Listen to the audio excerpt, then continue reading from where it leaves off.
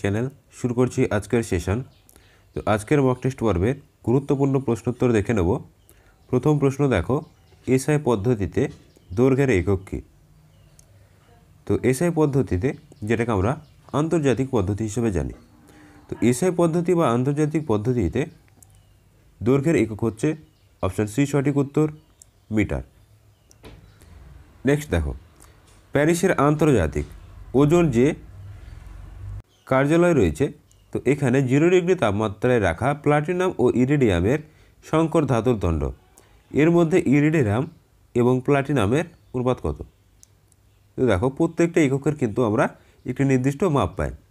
তো এটি হচ্ছে প্যারিসের আন্তর্জাতিক শহরে এই ওজন পরিমাণের জন্য একটি প্লাটিনাম এবং ইরিডিয়ামের সংকর ধাতুর দণ্ড রয়েছে।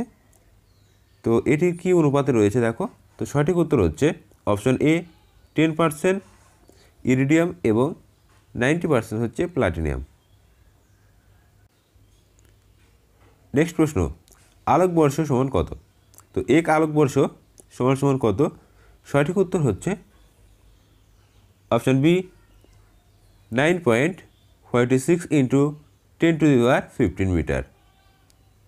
তো এই সমস্ত এককগুলো কিন্তু একটু নখদর্পণে রাখবে, এক্সামে কিন্তু এগুলি থেকে প্রশ্ন কিন্তু আসে।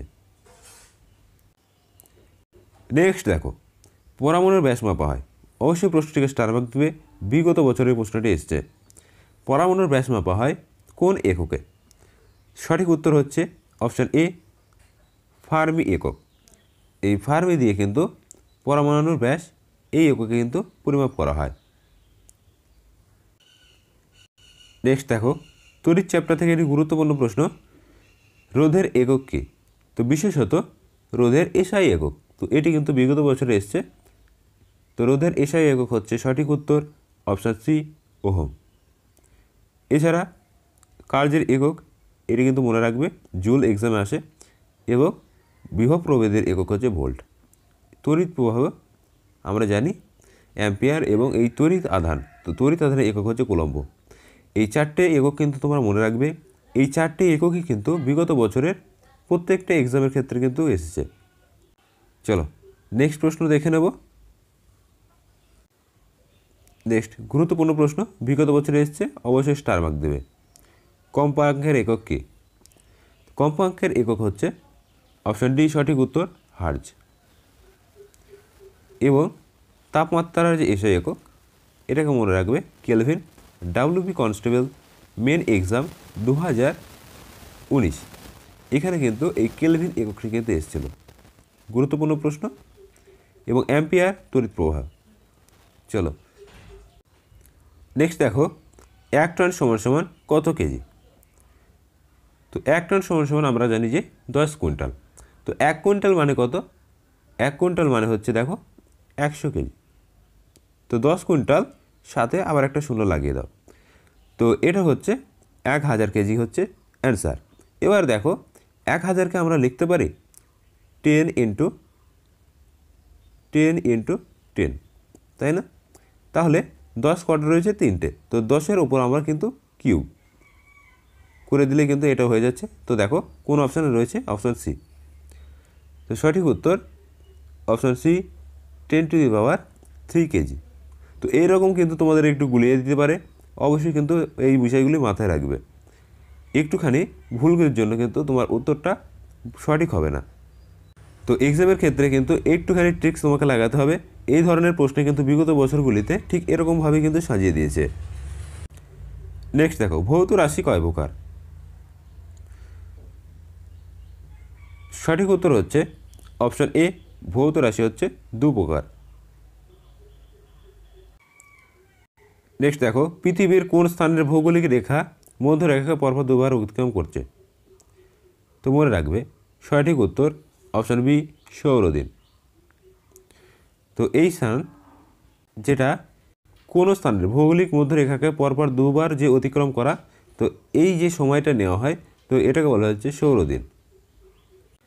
নেক্সট প্রশ্ন, বিশুদ্ধ জলের ঘনত্ব সর্বাধিক হয়? বিগত বছরে এসছে, ডাব্লিউবির এক্সামে অবশ্যই স্টার মার্ক দেবে। দেখো, বিশুদ্ধ জলের যে ঘনত্ব সর্বাধিক সেটা হচ্ছে কত? 4 ডিগ্রি সেন্টিগ্রেড, অর্থাৎ 4 পয়েন্ট নেক্সট বল একটি স্কেলার রাশি না ভেক্টর রাশি? তো এই সম্পর্কে কিন্তু বিস্তারিত বিগত মক টেস্ট পর্বগুলিতে আমরা কিন্তু আলোচনা করেছি যে বল একটি স্কেলার রাশি না ভেক্টর রাশি। তো দেখো, স্কেলার রাশি হতে গেলে স্কেল অর্থাৎ সিঙ্গেল হতে হবে, এবং ভেক্টর রাশি হতে গেলে দুটি দিক থাকবে, অর্থাৎ বলের কিন্তু আমরা মান রয়েছে সেটা আমরা জানি, এবং সেই সাথে দিকও কিন্তু রয়েছে। তো সঠিক উত্তর হচ্ছে অপশান বি, ভেক্টর রাশি। তো যার মান এবং দিক উভয় থাকবে তাকে বলা হবে ভেক্টর রাশি, এবং যার শুধুমাত্র মান থাকবে এবং দিক থাকবে না তাকে আমরা বলবো স্কেলার রাশি। নেক্সট, সিজিআই পদ্ধতিতে দৈর্ঘ্যের একক কি? বিগত বছরে এসছে। তো দেখো, সিজিএস এটাতে হবে হচ্ছে সেমি, এবং এসআইতে আমরা দেখলাম মিটার। নেক্সট দেখো, বিভব প্রভেদের পার্থক্য, স্টার মার্ক দেবে। বিগত বছরে আসা প্রশ্ন। বিভব প্রভেদের পার্থক্য একটু আগে বলেছি যে ভোল্ট, অর্থাৎ অপশান সি হবে সঠিক উত্তর। এবং তড়িৎ আধান যদি বলা হয় সেক্ষেত্রে হবে কুলম্ব। জুল হচ্ছে কার্যের একক, অ্যাম্পিয়ার হচ্ছে তড়িৎ প্রবাহ। চলো নেক্সট, ভর ও ওজনের মধ্যে কোনটি বস্তুর স্বকীয় ধর্ম? গুরুত্বপূর্ণ প্রশ্ন। ভর ও ওজনের মধ্যে কোনটি বস্তুর স্বকীয় ধর্ম? স্বকীয় কথার অর্থ হচ্ছে নিজ। তো সঠিক উত্তর হচ্ছে অপশন এ। চলো নেক্সট প্রশ্নটি একটু ভেবে দেখবে। জি এর মান বাড়লে, মনে রাখবে জি এর মান বলতে অভিকর্ষজ ত্বরণ।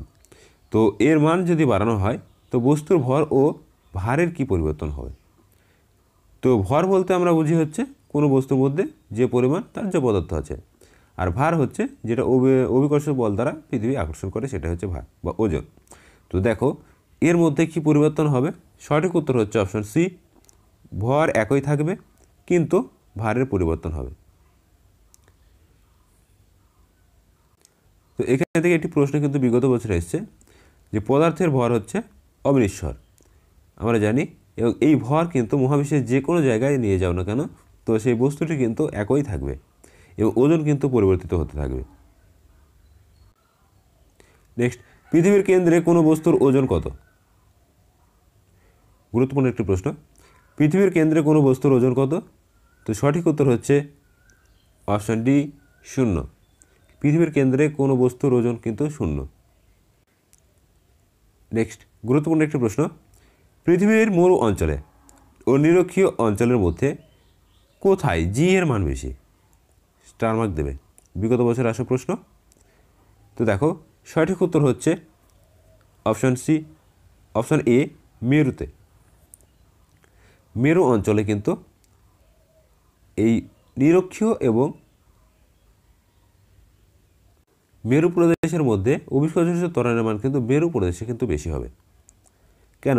কেন্দ্রের দিকে কিন্তু পৃথিবীর সকল বস্তুকে টানছে, ফলে দূরত্ব যতটা বেশি হবে তার যে নিরক্ষীয় মান অর্থাৎ অভিকর্ষজ ত্বরণ সেটা কিন্তু বেশি হবে। নেক্সট প্রশ্ন দেখো, কোনো বস্তুর ওজন পৃথিবীতে 18 কেজি হলে চাঁদে কত? গুরুত্বপূর্ণ একটি প্রশ্ন। তো মনে রাখবে, যেটি পৃথিবীতে ওজন যেটা দেখাবে চাঁদে গেলে কিন্তু তার 6 গুণ হালকা হয়ে যাবে। আবার বলছি 6 গুণ হালকা হয়ে যাবে। তো অবশ্যই তোমরা এই ক্ষেত্রে কি করবে, যেটা বলে দেবে তো সেটাকে তোমরা 6 দিয়ে ভাগ করে দেবে। তো 18কে যদি আমরা 6 দিয়ে ভাগ করি তাহলে কত পাবো? 18কে আমরা 6 দিয়ে ভাগ করলে হচ্ছে 3, 3 6 18, অর্থাৎ অপশন দেখো সিতে কিন্তু রয়েছে। তো এই সমস্ত বিষয়গুলো কিন্তু তোমরা মনে রাখবে, এক্সামে কিন্তু প্রশ্ন ঘুরে ফিরে এইগুলোই কিন্তু আসবে। চলো নেক্সট, চুলে জল ঢাললে শক্তির রূপান্তর কেমন হবে? তো কোন শক্তি থেকে কোন শক্তিতে রূপান্তরিত হয়? তো মনে রাখবে সঠিক উত্তর হচ্ছে অপশন বি, রাসায়নিক শক্তি থেকে তাপ শক্তি। চুল একটি রাসায়নিক দ্রব্য, এবং এখানে যদি জল ঢালা হয় দেখবে তাপ উৎপন্ন হয়, তাই এটাকে বলা হচ্ছে রাসায়নিক শক্তি থেকে কিন্তু তাপ শক্তি। নেক্সট, সার্বজনীন মহাকর্ষ সূত্রের প্রবর্তককে? গুরুত্বপূর্ণ প্রশ্ন। মহাকর্ষ সূত্র আমরা কে দেখেছি? তো সঠিক উত্তর হচ্ছে অপশন সি, আইজ্যাক নিউটন। তো নিউটনের তৃতীয় সূত্র, যেটি আমরা দেখেছি যে রকেট বা এরোপ্লেনের কার্যনীতি এই তৃতীয় সূত্রের উপর কিন্তু নির্ভর করেছে। অবশ্যই কিন্তু মনে রাখবে, এক্সামে আসে। নেক্সট, ঘোড়ায় টানা টাঙ্গা সামনের দিকে এগিয়ে যায়, কারণ কি? তো কারণ হচ্ছে একটাই, ভূমির যে ঘোড়ার পায়ের উপর বল প্রয়োগ করে। সঠিক উত্তর অপশন দেখো ডি, ঘোড়ার পায়ের উপর বল প্রয়োগ করে। নেক্সট প্রশ্ন, কোনো বস্তুর বেগ দ্বিগুণ করলে নিচের কোন ঘটনাটি ঘটবে? তো দেখো, বস্তুর বেগের সঙ্গে কিন্তু তার ভরের একটা কিন্তু ভীষণ রিলেশন রয়েছে। তো এই রিলেশনের কারণে কিন্তু দেখা যাবে যে ভর যদি তুমি দেখো, তো এটিরও কিন্তু একটার এক্সট্রা বেগ রয়েছে। তুমি একটা খালি লরিকে যদি রাস্তা দিয়ে যেতে দেখো, তো সেটি যে বেগে যাবে, ঠিক সেই লরিটি যখন কোনো মালবাহী বস্তু সেটাকে বহন করবে, তো তার গতিবেগটা কিন্তু দ্বিগুণ হয়ে যাবে। কেননা নিজের তো একটি গতি রয়েছেই, এবং সেই গতিটা যদি তিনি বাড়িয়ে দেন, ফলে ওই গাড়িতে যে দ্রব্য বা বস্তুটা কিন্তু রয়েছে, তো সেটিরও কিন্তু এক্সট্রা বেগের জন্য সেটিও কিন্তু দ্বিগুণ হয়ে যাবে। তো এই জন্য এই যে ভরবেগের সংরক্ষণ, তো এটাকে বলা হচ্ছে যে এটি দ্বিগুণ হারে বৃদ্ধি পায়। অর্থাৎ অপশন বি হচ্ছে সঠিক উত্তর, ভরবেগ কিন্তু দ্বিগুণ হয়ে যাবে। নেক্সট দেখো, ঘড়িতে দম দেওয়ার ফলে প্রকৃতপক্ষে আমরা কি সঞ্চয় করি? গুরুত্বপূর্ণ প্রশ্ন। তো সঠিক উত্তর হচ্ছে অপশন ডি, স্মৃতিশক্তি। চলো নেক্সট প্রশ্ন দেখে। নেক্সট প্রশ্ন দেখো, সময়ের সাপেক্ষে কার্য করার হার, অর্থাৎ সময়ের সাপেক্ষে যেটা করছি, তো সেটাকে আমরা কী দিয়ে বিচার করি? পাওয়ার বা ক্ষমতা। অর্থাৎ অপশন এ হবে সঠিক উত্তর, সময়ের সাপেক্ষে কার্য করার হারকে বলা হচ্ছে ক্ষমতা। নেক্সট প্রশ্ন দেখো, শক্তিকে সৃষ্টি বা ধ্বংস করা যায় না, বক্তব্যটি ঠিক না ভুল? তো সঠিক উত্তর হচ্ছে অপশন বি, এটি সঠিক, শক্তিকে সৃষ্টি বা ধ্বংস করা যায় না। নেক্সট,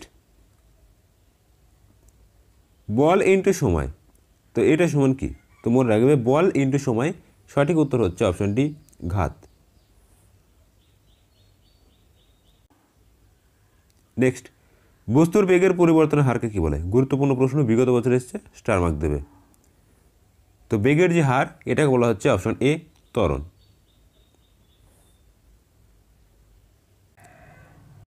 নেক্সট, ডাব্লিউবিসিএসে আসা প্রশ্ন, এই প্রশ্নটি বিগত বছরে ডাব্লিউবিসিএসের প্রিলি এক্সামে এসছে। তো দেখো, অলিক বল বলতে আমরা কি বুঝি? তো অলিক বল বলতে আমরা কিন্তু অপকেন্দ্র বলকে বুঝি, অর্থাৎ অপশন এ হবে সঠিক উত্তর, অপকেন্দ্র বল। নেক্সট দেখো, বস্তু যতই মেরু অঞ্চল থেকে নিরক্ষীয় অঞ্চলের দিকে আসে, ততই তার অপকেন্দ্র বল কি হয়? তো মনে রাখবে, যদি মেরু অঞ্চল থেকে নিরক্ষীয় অঞ্চলের দিকে আসে, তখন কিন্তু বৃদ্ধি পেতে থাকবে। অর্থাৎ যত নিরক্ষীয় অঞ্চলের কাছাকাছি আসবে, ততই কিন্তু তার সেই বলটা বৃদ্ধি পাবে। অর্থাৎ অপশন সি হবে সঠিক উত্তর, বৃদ্ধি পায়। চলো নেক্সট প্রশ্ন দেখে নেব। নেক্সট, পৃথিবীর দৈনিক গতির জন্য পার্থিব বস্তুর ওজন কি হয়? তো দৈনিক যে গতি হচ্ছে, এর জন্য পার্থিব যে সমস্ত বস্তু রয়েছে, এর ওজন কিন্তু হ্রাস পায়। অর্থাৎ অপশান এ হচ্ছে সঠিক উত্তর।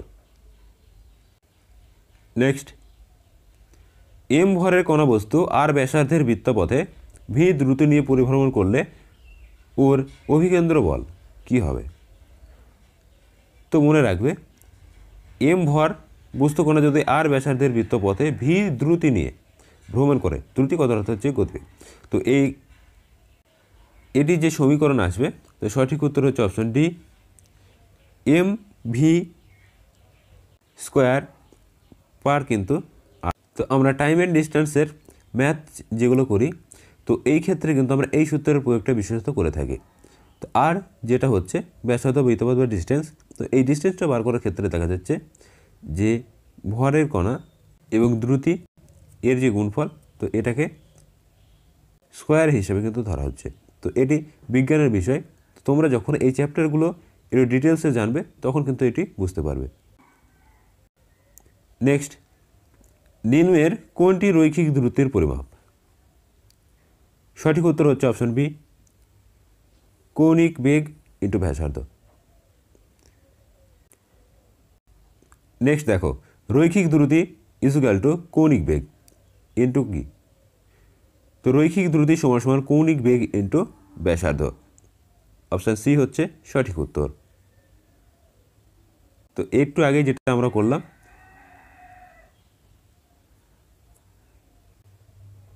নেক্সট দেখো, অপকেন্দ্র বলকে আর কি নামে ডাকা হয়? তো অলিক বল, রিপিটেড প্রশ্ন। তো এই ধরনের প্রশ্নগুলো কিন্তু বিগত বছরেরগুলি রিপিটেড প্রশ্ন। তো অবশ্যই কিন্তু এগুলিকে গুরুত্ব সহকারে দেখে রাখবে। নেক্সট, অভিকেন্দ্র বল কোন দিকে কাজ করে? অবশ্যই প্রশ্নটিকে স্টার মার্ক দেবে।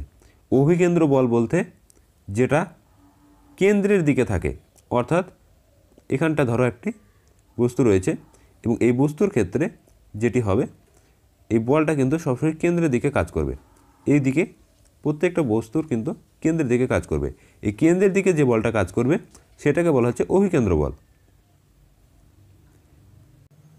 নেক্সট, সময়ের সাপেক্ষে কৌণিক সরণের হারকে বলা হয় কি? তো কৌণিক যে সরণ, তো সেটাকে আমরা বলবো হচ্ছে কৌণিক বেগ।